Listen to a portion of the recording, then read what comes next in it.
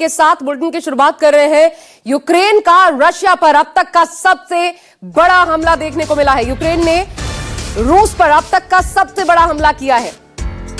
रूस के सैन्य अड्डों को बाकायदा निशाना बनाया गया है और बड़े स्तर पर नुकसान, क्षति रूस को पहुंची है। रूस के बेस पर यूक्रेन ने ड्रोन अटैक किया, 40 एयरक्राफ्ट तबाह करने का दावा किया गया है। ये यूक्रेन की तरफ से उसकी तस्वीरें जो सामने आई हम आपको दिखा रहे हैं। देखिए, रूस के ओलेनिया और बेलाया ये बेस को निशाना बनाया गया है। ये यूक्रेन की तरफ से अब तक रशिया पर सबसे बड़ा अटैक, सुनिएगा।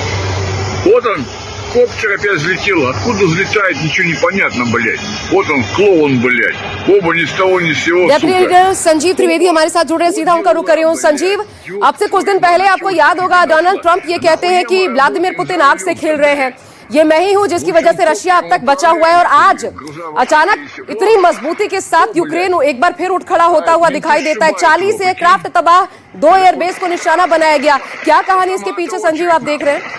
देखिए, इसमें यूक्रेन का एक जवाबी हमला इस तरह का हाल के दिनों में लगातार आपने देखा होगा। लगातार रूस की तरफ से 3 रात हमले किए गए थे और वो ऐसे हमले थे जिसकी भर्त्सना बहुत हो रही थी।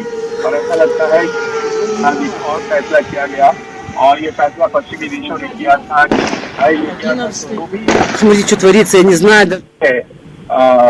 कि यूक्रेन को उनके ऊपर से रेंज का रिस्ट्रिक्शन हटा दिया गया। जबकि पहले ये आदेश था कि सिर्फ और सिर्फ जो वेपन सप्लाई हुए हैं पश्चिमी देशों के द्वारा यूक्रेन को, वो अग्रिम पंक्ति को ही मार सकते हैं। लेकिन जब रेंज रिस्ट्रिक्शन हटाया गया तो पिछली पंक्तियों को भी मार सकते हैं। दूर अंदर भीतर रूस जहाँ पर अपने विमान और अपने सैन्य साजो सामान को छुपा कर रखता है, वहां भी मार सकते हैं।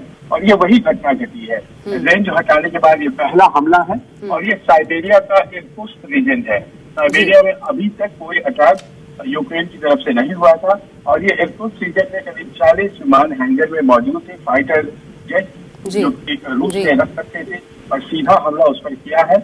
आग लग गई और तमाम जो विमान थे रखे हुए वहां वो बेकार बर्बाद हो गए। तो ये दरअसल वेपनाइज किया गया है उनकी क्षमताओं को और भी ज्यादा बेहतर तरीके से। और हाल के दिनों में जिस तरह से रूसी राष्ट्रपति और डोनाल्ड ट्रंप और पश्चिमी देशों के बीच संख्या आई है, उसी का ये परिणाम दिखाई पड़ रहा है।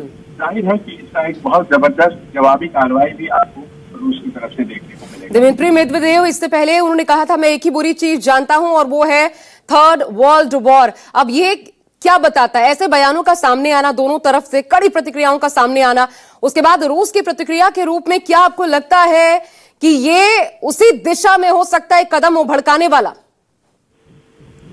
देखिए, जहां तक सवाल है मेदवेदेव की बातों का, दरअसल वो एक ऐसी बात उन्होंने कह दी थी जिसको लेकर के ऐसा लगता है कि संबंधों में तलखियां और ज्यादा आ गई। कोशिश इस बात की जानी चाहिए थी कि बातचीत का रास्ता कैसे निकले, लेकिन वो हो नहीं पाया क्योंकि रूस दरअसल इस बारे में बहुत ही निश्चित है कि उसे युद्ध को जारी रखना है, उसे खत्म नहीं करना है। वो एक बड़े भूभाग पर यूक्रेन के कैप्चर कर चुका है, करीब 20%, और आने वाले दिनों में उसकी कोशिश है कि और भी ज्यादा भाग पर वो कैप्चर करे और फिर उसके बाद युद्ध की समाप्ति हो। लिहाजा वो कोई पैचअप नहीं करना चाहता है। लेकिन ये अपने आप में आशा दिक्कत की बात इसीलिए है वेस्टर्न कंट्रीज के लिए, क्योंकि मामला यूक्रेन तक नहीं रुकेगा ऐसा वेस्टर्न कंट्रीज का मानना है। जैसे शुरुआत पोलैंड से वो कर सकता है क्योंकि पोलैंड एकदम यूक्रेन के बगल का देश है और वो भी दुश्मन है रूस का, और फिर बात आगे बढ़ती भी वो फ्रांस, जर्मनी और दूसरे इलाकों तक जा सकती है। लिहाजा कोशिश इसी बात की कर रहे हैं पश्चिमी देश की यूक्रेन तक मामला रोक दिया जाए और इसीलिए उसे तैयार भी कर रहे हैं, मजबूत भी कर रहे हैं। एक आखिरी चीज बताइए, एक आखिरी सवाल संजीव, क्या ये माने कि वो जो कोशिशें थी डोनाल्ड ट्रंप की तरफ से या फिर रूस के भी राष्ट्रपति व्लादिमीर पुतिन, उन्होंने भी आके टेबल पर बातचीत की, लग रहा था कि शायद हालात सामान्य हो, कुछ हो पाए इस पूरे मसले को लेकर के, लेकिन वो अब पूरी तरीके से खत्म हो चुका है, वो ऑप्शन, वो चैप्टर क्लोज हो चुका है। अगले सप्ताह ये बैठक एक इस्तांबुल में दोबारा से होनी थी और इस्तांबुल की जो बैठक थी उसके लिए तो मसौदा तैयार किया गया था और ये मसौदा तैयार होकर के दोनों देशों को यानी कि यूक्रेन और रूस के पास भेजा गया था अमेरिका के द्वारा। लेकिन दोनों ने मसौदे को रिजेक्ट कर दिया था। यानी कि जो भी प्रस्तावित बातचीत इस्तांबुल में होने वाली थी, आप जानती हैं पहले दौर की हो चुकी थी, दूसरे दौर की बातचीत में कोई दम रह नहीं गया और आप देख रही हैं कि इस्तांबुल में अब कोई भी बातचीत नहीं होगी, क्योंकि आज इस तरह का अगर हमला हुआ है यूक्रेन की तरफ से तो युद्ध जारी रखा जाएगा। संकेत यही है। तो मान कर चलिए कि फिलहाल कोई अब शांति वार्ता या फिर इस लड़ाई को खत्म होने का कोई संदेश अभी फिलहाल कम से कम सामने नहीं है। ये दुनिया के लिए बुरी खबर है और क्या संकेत आगे, क्योंकि ये जाहिर तौर पर डिपेंड करता है रशिया किस प्रकार की प्रतिक्रिया करता है। शुक्रिया आपका संजीव हमारे साथ जुड़ने के लिए। और जो तस्वीरें सामने आई हैं इस भीषण हमले के बाद यूक्रेन की तरफ से, ये अपने आप में काफी कुछ कहती हैं। अंदर खाने क्या चल रहा है, कैसे दुनिया के तमाम मुल्क विभाजित हो रहे हैं दो धड़ों में अलग अलग, और आगे क्या हो सकता है उसकी एक नजर इसे आप मानकर चल सकते हैं।